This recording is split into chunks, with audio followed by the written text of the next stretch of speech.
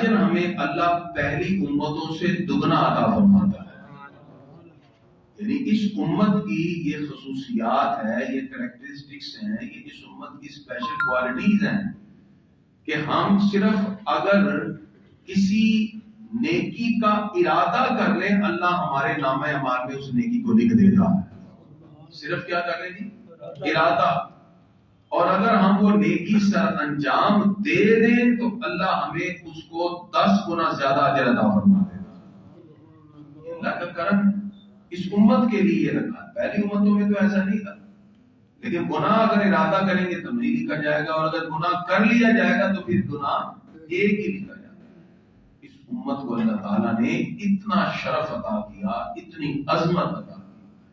تو اللہ رب العزت کا شکر ہے ہم نے آج شعبان المعظم کا بڑا پرتپاک استقبال کیا ہے، اس دعا کے ساتھ کہ اللہ تعالیٰ اس مہینے کو ہمارے لیے بہتر سے بہتر بنائے اور ہم اس میں عبادات کے ساتھ رمضان شریف میں داخل ہو سکیں. حضور اکرم صلی اللہ علیہ وسلم کی ایک دعا حدیث میں ملتی ہے. آپ علیہ الصلوۃ والسلام جب رجب شروع ہوتا اسی وقت سے دعا شروع کرتے اور عرض کرتے اللہم بارک لنا فی رجب و شعبان و بلغنا فی رمضان.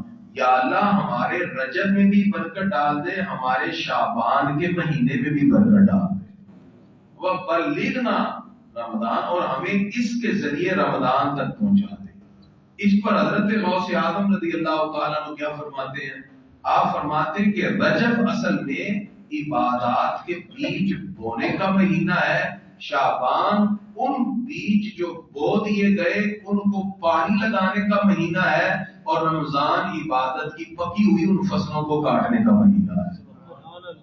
یہ تینوں کی عظمت بتا رہی ہے. تو شعبان میں اپنی آنکھوں سے آنسو بہانا، اس کی یاد میں اپنا وقت گزارنا اور پھر اس کی رحمتوں کو طلب کرنا. اسی لیے یہ شعبان کا مہینہ جو ہے اس کی نسبتیں بڑی ہیں. حضور اکرم صلی اللہ علیہ وسلم نے جو ارشاد فرمایا نا کہ رجب جو ہے وہ اللہ کا مہینہ ہے، شعبان میرا مہینہ ہے، رمضان میری امت کا مہینہ ہے. اس کی وجہ یہ تھی کہ یہ جو مہینہ ہے اس کی نسبت کس کے ساتھ ہے؟ حضور صلی اللہ علیہ وسلم کے ساتھ. شعبان کی نسبت کس کے ساتھ ہے؟ حضور اکرم صلی اللہ علیہ وسلم کے ساتھ. اسی وجہ سے جب آقا علیہ الصلوۃ والسلام کے ساتھ اس کی نسبت ہے تو ہم حضور صلی اللہ علیہ وسلم کی نسبت والے مہینے کی آمد پر خوشی کا اعلان بھی کرتے ہیں. اور اس میں عبادات اور ریاضات کی تیاری کے حوالے سے خود بھی ہم تیاری کرتے ہیں اور اپنے بچوں اور اپنے اہل خانہ ان کی بھی تیاری کرواتے ہیں. اس لیے کہ اس مہینے میں تو ایک نفلی روزہ رکھنے کا بڑا ثواب ہے. حضور اکرم صلی اللہ تعالی علیہ وسلم کا عمل مبارک کیا تھا؟ عبادات کا سلسلہ رجب سے شروع ہو جاتا، شعبان میں تو آقا علیہ الصلوۃ والسلام عبادات کو زیادہ کرتے تھے کثرت سے، اور خیرات کا سلسلہ بھی شروع ہو جاتا، اور رمضان آتا پھر تو حضور صلی اللہ علیہ وسلم کی عبادات اتنی کثرت ہوتی چونکہ وہ تو نیکیوں کا موسم ہوتا ہے، وہ تو نیکیوں کا موسم بہار ہوتا ہے. لیکن اس نیکیوں تک پہنچنے کے لیے ہمیں اس مہینے میں تیاری شروع کر دینی چاہیے. مثلا ہمیں کبھی نفلی روزہ اس مہینے میں رکھ لینا چاہیے. آج کل سردیاں ہیں، دن چھوٹے ہیں، کوئی مسئلہ نہیں، آرام سے آپ 5 بجے اٹھ کے بھی سحری کر لیں، اتنا ٹائم ہوتا ہے، اور رات کو آرام سے آج کل 5:45 پہ روزہ کھل جاتا ہے. تو چھوٹا سا دن ہے، نہ کوئی پیاس ہے نہ کچھ ہے، آپ کو روزہ رکھنے سے آپ کو اندازہ ہو جائے گا کہ میرے لیے کوئی پرابلم نہیں ہے. اگر کوئی پرابلم روزہ رکھنے سے ہوگی تو رمضان کے آنے سے پہلے آپ کسی اچھے کسی متقی ڈاکٹر سے رجوع کر کے اپنی اس پرابلم کا حل کر لیں تاکہ رمضان کے مہینے کی ایک نیکی بھی آپ سے ضائع نہ ہو سکے. تو اس کے لیے ابھی سے تیاری شروع ہو جائے. شعبان المعظم میں قرآن پاک کے ساتھ بالخصوص اپنے تعلق کو مضبوط کرنا شروع کر. شعبان المعظم میں ہمیں قرآن سے اپنا تعلق، اسی لیے ہم کل سے آپ کی اس جامع مسجد طلحہ میں 12 روزہ فہم قرآن کانفرنس اور ایک کورس کا شروع کرنا ہے سلسلہ، جو الحمدللہ عشاء کے بعد صرف 15 سے 20 منٹ کی نشست ہوگی، زیادہ نہیں. اس میں ہم قرآن مجید کی بنیادی چیزیں آپ کو سکھائیں گے، قرآن کا ایک شوق آپ کے دل میں پیدا کریں گے. قرآن پاک کی جو آخری جو سورت نقطے ہیں کچھ اس کا خلاصہ اور کچھ جو بڑی صورتیں ہیں کچھ اس کے مضامین ذکر کر کے 12 دن میں ہم کوشش کریں گے کہ آپ کے قرآن پڑھنے کے تلفظ کو درست کیا جائے، قرآن کی ادائیگی کے اصول کیا ہیں، اس کے آداب کیا ہیں، اس کے رموز و اسرار کیا ہیں، قرآن میں اللہ تعالیٰ نے کس طرح ہم سے خطاب کیا ہے، قرآن سے تعلق جوڑنے پر ہمارے لیے کیا کیا آسانیاں پیدا ہوں گی۔ میں سمجھتا ہوں اگر آج کی امت قرآن مجید کو 40ویں کل پر پڑھنے کی بجائے اس کو سمجھ کے پڑھنا شروع ہو جائیں تو اللہ کی رحمتیں بھی برسنا شروع ہو جائیں۔ ہم نے قرآن پاک کو سمجھے شاید کلوں اور 40ویں میں بیٹھ کے بس تلاوت کریں، وہ کریں، وہ تو برکات کے لیے ہے، اس کا ثواب تو ہے، لیکن قرآن کو سمجھنا بھی تو ہے، یہ ہمارے زندگی کی بہتری کے لیے ضمانت دیتا ہے۔ تو اس وجہ سے کوشش کریں شعبان المعظم کی کم از کم یہ جو ہم نے کل سے عشاء کے بعد شروع کرنا ہے وہ رکھا ہی اس لیے عشاء کے بعد ہے تاکہ آپ ایزیلی آئیں، اس میں آپ اپنے بچوں کو لائیں، اپنے اہل خانہ کو لائیں، آپ جہاں تک ہو سکتا ہے اپنے گرد و نواح ان کو بھی دعوت دیں کہ آئیے ہم ایک ایسی جگہ جا رہے ہیں جہاں ہمیں 12 دن میں قرآن مجید کو سیکھنے کے بہت سے طریقے، اصول اور قواعد و ضوابط بتائے جائیں گے۔ انشاءاللہ 12 دن کے بعد آپ مجھے ملے اور مجھے کہیں گے واقعی کریمی صاحب 12 دن کے اندر ہمیں قرآن مجید کی ایک محبت، قرآن سے ایک لگن، قرآن کی ایک جستجو اور قرآن پاک سے ایک پیار کی کیفیت ہمارے دل میں پیدا ہوگی انشاءاللہ۔ تو اس کے لیے بھی ہم نے اسی لیے رکھا کہ شعبان المعظم صرف ہم روایتی طور پہ آغاز نہ کریں، روایت تو چلے گا سلسلہ، وہ تو چلے، آپ کوئی نہ کوئی جی جب شعبان آگے، جیسے عموماً لوگوں کو تو رمضان آنے پر بھی کوئی فرق نہیں پڑتا، حالانکہ رمضان کا مہینہ اللہ اکبر وہاں تو نفل پڑھے تو اللہ فرض کا ثواب دے دیتا ہے، فرضوں پر 70 فرضوں کا ثواب، لیکن اس کے لیے تیاری نہیں ہوتی۔ بعض لوگ ہوتے ہیں ان کے روزے چھوٹ جاتے ہیں، پہلے آتے 1-2 روزے رکھے ساتھ بیمار پڑ گئے، اس کی وجہ کہ انہوں نے پریکٹس نہیں کی، پہلے سے اس کی پوری تیاری کر کے شعبان المعظم اللہ نے دیا ہی اس لیے ہے۔ پھر آپ جانتے ہیں شعبان کی جو 15ویں رات ہے یہ شب برات ہے، کتنی بابرکت رات، اس کو برات کیوں کہتے ہیں؟ اس لیے کہ اللہ نے اس رات کو بنو کلب کی بکریوں کے بالوں کی تعداد سے بھی زیادہ لوگوں کو جہنم سے آزاد فرما دینا ہوتا ہے۔ ایسے بخشش کے فرمانے ہیں، 15ویں رات کی قیام، عبادت، ریاضت، اگلے دن کا روزہ، وہ شب بارات ہے۔ وہ شب بارات انشاءاللہ اللہ تعالیٰ نے ہمیں اس مرتبہ اتوار کو ہمارے پاس آئے گی اور ہمارا انشاءاللہ شب بارات کو ہی آخری نشست ہوگی اور یہ ہمارا جو کورس ہوگا قرآن فہمی کا وہ ہم مکمل کریں گے۔ اس کے اندر اب وہ شب بارات اللہ کی رحمتوں کے نزول کی رات، اللہ تعالیٰ کی بارگاہ سے ملنے والی عنایات کی رات، اس رات تو ہمارے آقا قبرستان جاتے ہیں اور جا کے قبر والوں کے لیے، اہل قبور کے لیے دعا کرتے ہیں۔ حضرت عائشہ صدیقہ جب حضور صلی اللہ علیہ وسلم کو ڈھونڈتے ہوئے نکلی تو حضور صلی اللہ علیہ وسلم فرماتے ہیں عائشہ جانتی ہو آج کی رات؟ کہا یہ اللہ اس کا رسول ہی جانے، اور میں آج کی رات تو وہ عظمت والی رات ہے کہ اللہ بنو کلب کی بکریوں کے بالوں کی تعداد سے بھی زیادہ لوگوں کو جہنم سے آزاد فرما دے گا۔ اتنی برکتیں اور رحمتیں، یعنی آپ اندازہ لگائیے شعبان المعظم کتنا بابرکت مہینہ ہے۔ اس لیے میں نے کہا کہ مغرب کے بعد 2-4 نفل پڑھ لیا کریں ایکسٹرا، وہ اوابین کے نفل ہوتے ہیں۔ اگر آپ 2 سنتوں کے ساتھ 2 کر کے 4 نفل پڑھ لینا تو وہ اوابین ہے۔ اوابین کا مطلب ہے ہم اللہ سے توبہ مانگتے ہیں، دن بھر کی جو خطائیں ہیں اللہ سے معافی مانگ رہے ہوتے ہیں، اور وہ جو نفل آپ پڑھ لیں گے ویسے بھی شعبان میں ایکسٹرا عبادت اللہ کی بارگاہ میں ہو تو 2 نفل اور پڑھ لیے جائیں، اللہ کی بارگاہ کا قرب بھی اللہ آپ کو عطا فرما دے۔ یہ جو نفلی عبادت ہوتی ہے نا، دیکھو فرض تو اللہ نے کی ہے ہم پر، جو رکھتے ہیں ہم پر لازم ہے وہ تو ڈیوٹی ہے، ٹھیک ہے؟ آپ اوور ٹائم لگا لیں گے نا وہ آپ کا اپنے اوپر ڈیپینڈ کرتا ہے کہ یا اللہ میں نے جو تو نے لازم کی تھی رکھتے وہ تو میں نے ادا کر لی، پروردگار یہ میں اپنی طرف سے تیری بارگاہ کے قرب کے لیے یہ 2 یا 4 نفل اور پڑھ رہا ہوں۔ یہ جو آپ ایکسٹرا ٹائم لگا دیں گے نا، یہ جو آپ نے 2 یا 4 نفل پڑھے ہیں، یہ نوافل آپ کو اللہ کی بارگاہ کا قرب عطا فرماتے ہیں، بندہ رب کے قریب ہو جاتا ہے، کیونکہ ڈیوٹی تو ڈیوٹی ہے، وہ تو آپ نے کرنی ہی کرنی ہے، لیکن جب آپ اوور ٹائم لگاتے ہیں اور اللہ کی رضا کے لیے آپ 2-2 4-4 نفل پڑھ رہے ہوتے ہیں تو یہ چیزیں اللہ کی بارگاہ میں قبولیت کے درجے تک پہنچتی ہیں۔ ایسے جو فرض روزے ہیں وہ تو ہم نے رکھنے ہی ہیں، لیکن اگر آپ شعبان میں ہر پیر کو یا جمعرات کو یا جو چھٹی کا دن ہے، اتوار کا دن ہو گیا، جس دن چھٹی ہے آپ اس دن روزہ رکھ لیں کہ جی آج ہم نے اللہ رب العزت کی رضا کے لیے روزہ رکھنا ہے، اور ساری فیملی بیٹھ کر آپ افطاری کریں، نفلی روزہ، یہ ایک ایکسٹرا عبادت ہوگی، یہ چیز بھی آپ کو اللہ کی بارگاہ کا قرب عطا فرما دے گا، ٹھیک ہے نا؟ چونکہ حدیث قدسی ہے، اللہ تعالیٰ ارشاد فرماتا ہے کہ جو بندہ وما یزال یتقرب الیہ عبدی، فرض ہے، ٹھیک ہے نا؟ اللہ تعالیٰ نے جو ولی کی نشانی بیان کی وہ یہی ہے نا، من عاد لی ولیا فقد آذنت بالحرب وما تقرب الی عبدی بشیء احب الی مما افترضت علیہ، پر میں جو چیز بندے کو میرے قریب کر دیتی ہے ان میں سب سے پیاری چیز کیا ہے؟ نوافل۔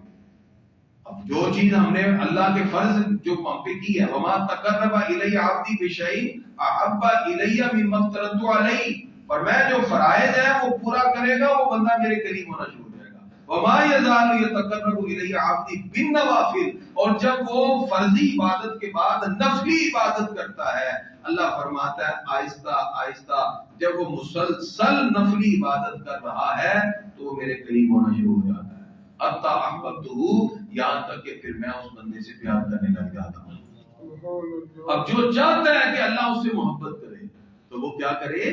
وہ ڈیوٹی کے بعد اوور ٹائم لگائے، ڈیوٹی آپ کے فرائض ہیں، اوور ٹائم آپ کا ایکسٹرا نوافل ہیں، قرآن کی تلاوت ہے، ذکر و اذکار ہے، نفلی روزے ہیں، یہ آپ کا ایکسٹرا ٹائم ہے، یہ آپ اللہ کے لیے کر رہے ہیں، اور اس کا اجر و ثواب بھی اللہ رب العزت کی بارگاہ سے ضرور ملے گا، اللہ رب العزت اس کا اجر بھی عطا فرمائے گا۔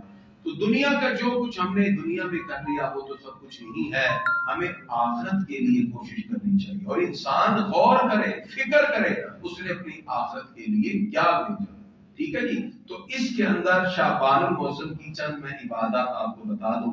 ایک تو یہ ہے اگر موقع ملے، کیونکہ آج کل کافی ٹائم ہوتا ہے، آپ رات کو جلدی سویا کریں، صبح آپ 4:45 اٹھ جائیں یا 5 بجے تک، یا چلو 4:50 کا ٹائم لگا کے سو جائیں، اٹھ کے وضو کر کے 5 بجے سے لے کر آپ کو آرام سے تہجد کے 4 نفل مل جائیں، یہ آپ عادت بنائیں اس مہینے میں، ٹھیک ہے؟ سحری کے لیے تو اٹھنا ہی آگے، وہاں آپ کو اٹھنا پڑے گا 4:30 بجے، ٹھیک ہے نا؟ تو ابھی ماشاءاللہ ٹائم ہے، فجر کا ٹائم جو ہے نا، اگر آپ 5 بجے اٹھ جائیں تو تہجد مل جاتی ہے، 4:45 اٹھ جائیں تو آرام سے تسلی سے وضو کریں، 2 نفل تحیت الوضو کے پڑھیں، اور 2 کر کے 4 نفل آپ تہجد کے پڑھ لیں، اتنی دیر تک فجر کی اذان ہو جائے گی، فجر کی اذان سنیں، اذان سننے کے بعد آپ چاہیں تو اللہ کا ذکر یا بسم اللہ شریف کی تسبیح کریں اور قرآن پاک کی تلاوت کریں نماز تک۔ جب نماز فجر کا وقت ہو جائے تو سنتیں پڑھیں، گھر سے اور مسجد میں آ جائیں، نماز فجر با جماعت ادا کریں۔ نماز فجر کے بعد اگر آپ فوراً ڈیوٹی پہ نہیں جاتے، بجائے جا کے بستر میں سونے کے، آپ قرآن اٹھا کے کم از کم 1-2 رکوع یا 1 رکوع سمجھ کے پڑھ لیجیے، جہاں آپ کو مسئلہ لگے کہ یہ رکوع میں کیا کہا اللہ تعالیٰ نے، میں روزانہ عشاء کے بعد یہ آیت کروں گا، آپ مجھ سے پوچھیں کہ نبی صاحب یہ آیت کہ مجھے سمجھ نہیں آئی، ہم آپ کو اس کی تفسیر بتا دیں گے، تو ایک اچھا طریقہ ملے گا۔ اسی طرح آپ اپنی ڈیوٹی وغیرہ پہ رہیں، اللہ کا ذکر ساتھ کرتے رہیں۔ اسی طرح اگر آپ کو موقع ملے تو سورج کے نکلنے کے 20 منٹ بعد 2 نفل اشراق کے پڑھ لیں، 2 نفل اشراق کے، یہ وہ نفل ہیں اگر آپ مسجد میں بیٹھ کر نماز کے بعد قرآن پڑھتے رہے اور یہاں تک کہ مغرب وقت نکل گیا، پھر آپ نے 2 نفل پڑھ لیے اشراق کے، اللہ تعالیٰ حج اور عمرے کا ثواب عطا فرمائے، اتنا ثواب ہے، ٹھیک ہے نا؟ تو کوشش کریں، یہ جو نفس ہے نا انسان کا، یہ آپ کو سونے پہ مجبور کرے گا، نفس آپ کو زیادہ کھلائے گا اور زیادہ سلائے گا، یہ 2 کام ہے نفس کے، وہ کہتا ہے کھائی جاتے سوئی جا، کھائی جاتے سوئی جا۔ آپ نے کیا کرنا ہے؟ اس نفس کو مارنے کے لیے پہلے تو کھانا کرنا ہے کام، اور سونے کو بھی کر دینا کام، وہ جو سونے کا ٹائم ہے وہ اللہ کے ذکر میں گزارے، عادت ابھی بنا لیجیے، رمضان شریف میں تو پھر اللہ کرے انشاءاللہ پھر تو ہم نے سحری پہ بھی اٹھنا ہے، تو یہ ابھی سے عادت بن جائے، اس کے بعد آپ اپنی ڈیوٹی پہ جائیں، جدھر بھی جائیں، تقریباً کہ آپ کو 8:30 کے بعد 9 بجے، 9:30، 10 بجے جب ٹائم ملے وضو کر کے 2 کر کے 4 رکعت چاشت کے بھی پڑھ لیں، یہ آپ کی حاضری لگے گی اللہ کی بات میں، چاشت یہ ایکسٹرا نماز نہیں، میں نے کیا کہا اوور ٹائم، اگر ٹائم مل جائے، نہیں تو کم از کم چلتے پھرتے ذکر الہی، اس کے بعد اسی ذوق کے ساتھ آپ نماز ظہر ادا کریں، اس میں نوافل، اثر کے بعد تو چونکہ نوافل نہیں ہے لیکن اثر کی جو سنتیں ہیں پہلے وہ لازمی ادا کریں. بعد لوگ اثر کی سنتیں چھوڑ دیں گے، نہیں، اثر کی سنتیں غیر مقتضا اتنی اس کی اہمیت ہے، جو بندہ باقاعدگی سے اس کو پڑھے گا حضور صلی اللہ علیہ وسلم اپنے اس امتی سے پیار کرنے لگ جائیں گے. ٹھیک ہے نا، دو چیزیں ہوگی نا. یہ آپ چاہتے ہیں کہ اگر میں اپنے آقا کے نظروں کا تارا بن جاؤں، حضور صلی اللہ علیہ وسلم مجھ سے پیار کریں، امتی ہے، تو آپ پھر اثر کی سنتیں نہیں. لوگ کیا کرتے ہیں جی، دنیا کی باتوں میں مصروف رہتے ہیں، اذان ہو رہی ہے جی ٹھیک ہے جی آگے سے نماز چل رہا ہوں. ایسے نہیں. آپ یہ جو اثر کی سنتیں آپ پڑھنا شروع کر دیں، آپ کو خود محسوس ہوگا کہ حضور صلی اللہ علیہ وسلم کی نظر رحمت آپ کی طرف ہوگی. اثر کی سنتیں لازمی پڑھا کریں، بڑی ہی اس کی میں لفظوں میں بتا نہیں سکتا، میں آپ کو کیسے سمجھاؤں اس کی کتنی عظمت ہے، کتنی عظمت ہے. حضور صلی اللہ علیہ وسلم آپ سے کتنا پیار کریں اگر آپ اثر کی سنتیں پڑھیں. اس کے بعد اثر کی نماز پڑھیں بھائی. پھر اسی طرح مغرب کے بعد اگر آپ دو کر کے 4 نفل زیادہ پڑھ لیں، اسے عوامین کہتے ہیں. ٹھیک ہے، ویسے تو 6 نفل ہوتے ہیں، دو کر کے. اگر آپ نہیں زیادہ پڑھ سکتے تو 2 سنتوں کے ساتھ 2 نفل کر کے پڑھ لیں. اگر ٹائم نہیں تو کم از کم یہ 2 ایکسٹرا کر کے پڑھیں گے. یہ وہ سمجھیں کہ آپ کے سارے دن کی توبہ کے نفل ہو گئے عوامین سے. اس کے بعد عشاء ہے، اور عشاء کی نماز کے بعد بجائے فضول گفتگو میں پڑھنے کے جلدی سونے کی کریں تاکہ صبح اٹھ کر تہجد پڑھ سکے. اگر آپ یہ روٹین بنا لیں شعبان میں، انشاءاللہ لکھ لیجئے آپ رمضان کے آغاز تک اتنی روحانیت اپنے دل میں پیدا کر چکے ہوں گے کہ آپ سر سجدے میں رکھیں گے، آپ کی آنکھوں میں آنسو آئے گا. آپ قرآن آگے رکھیں گے پڑھتے ہوئے اللہ کا کلام، آپ کا دل اتنا نرم ہوگا آنکھوں سے آنسو بہنا شروع ہوں گے. بس یہ غوث پاک فرماتے شعبان عبادت کے بیجوں کو پانی لگانے کا موسم ہے. تو یہ پانی لگائیں گے تو انشاءاللہ رمضان میں فصلیں جوان ہوگی تو ایسے کاٹ کر اللہ کی بارگاہ میں پیش کریں گے، یا اللہ یہ جو عبادتیں ہم کر سکے رمضان شریف میں، یا اللہ یہ ساری کی ساری تیری بارگاہ میں پیش کرتے ہیں. اس کی بارگاہ میں قبولیت کا مقام مل گیا، دنیا میں بھی کامیابی اور آخرت میں. نہ جانے ہمیں اگلا رمضان مل جائیں گے نہیں. دیکھیے کتنے ہمارے دوست ہمارے ساتھ آج وہ نہیں ہے، کتنے ہمارے ساتھی جو پچھلے شعبان میں ہمارے ساتھ تھے آج نہیں ہے. یا ہمارے نوجوان لڑکا بیٹھے 4 لاکھ سے فون آیا، 21 سال عمر ہے، 21 سال عمر ہے، کچھ بھی نہیں نہ ہوتا، بیمار ہے، بلکہ جا وہ طبیعت خراب ہوئی. یہ انسان کی زندگی ہے. انسان اپنے آپ کو اس بات پہ غور کرے. اللہ رب العزت نے اگر زندگی کے یہ ایام ہمیں عطا کیے ہیں تو اللہ رب العزت کی بارگاہ سے رجوع کرتے ہوئے اس کی بارگاہ میں عرض کریں. یہ مہینہ اصل میں یہ آڈٹ کا مہینہ ہے. کس کے آڈٹ کا؟ پورے نظام اور معاملات. شعبان کی 15ویں رات اللہ تعالیٰ جو کچھ اس اگلے سال میں ہونا ہے نا وہ سارا کھاتا فرشتوں کے نوشتوں میں منتقل کر دیتا ہے. لاؤ جی انہوں نے مرنا جی، انہوں نے جینا ہے. کتنے ہی لوگوں کے کفن بھی بازار میں سیر کے آ چکے ہوتے ہیں اور ان کو پتہ ہی نہیں وہ دنیا کے اندر معاملے بدل. کفن بازار میں آ چکا ہوتا ہے اور وہ دنیا میں گھوم رہے ہوتے ہیں. یہ آڈٹ کا مہینہ ہے، پورے سال کا آڈٹ ہے. شعبان کی 15ویں رات فیہا یفرق کل امر حکیم. اللہ قرآن میں کیا فرماتا ہے؟ فیہا یفرق کل امر حکیم. اس رات ہر حکمت والا کام بانٹ دیا جاتا ہے. ہر حکمت والا کام وہ تقسیم ہو جائے گا. کتنے لوگ ہیں جو ہمارے ساتھ بیٹھے ہوں گے ان کو نہیں پتا کہ چند دن بعد ان کی موت کا وقت آنے والا ہے اور ان کا یہ کفن بھی بازار میں آ چکا ہے. اللہ تعالیٰ نے ان کو مرنے والوں کی لسٹ میں شامل کر دیا. غفلت کی زندگی لوگ گزارے ہوتے ہیں. تو یہ مہینہ آڈٹ کا ہے. جب اللہ کی بارگاہ میں فرشتے آڈٹ کر رہے ہوں تو آپ اس وقت اللہ کی بارگاہ میں سر جھکا کے اپنی معافیاں مانگ رہے ہو. تو دعا ہے کوشش کریں اللہ تعالیٰ جو میں نے آپ کو نوافل بتا دیے قرآن کی تلاوت کرنے کے انشاءاللہ یہ آپ شروع کر دیں. شعبان اور رمضان کا استقبال ہو.